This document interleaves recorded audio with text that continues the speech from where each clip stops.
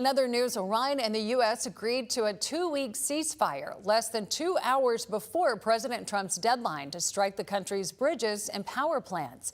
Now both sides are claiming victory while working toward a permanent solution. Natalie Brand has more details from the White House.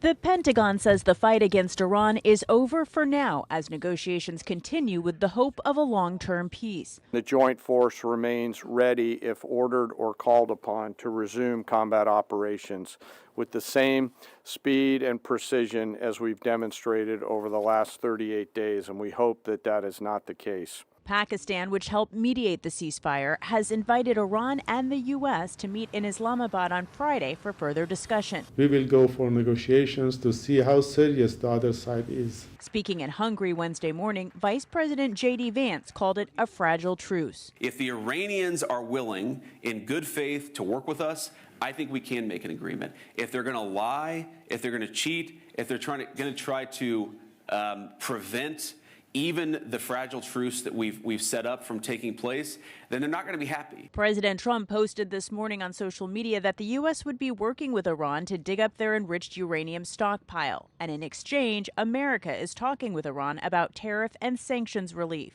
A key part of the ceasefire agreement is Iran reopening the Strait of Hormuz to allow oil tankers through that key corridor. Pentagon officials say they believe that is starting to happen. Our military is watching, I'm sure their military is watching, but commerce will flow.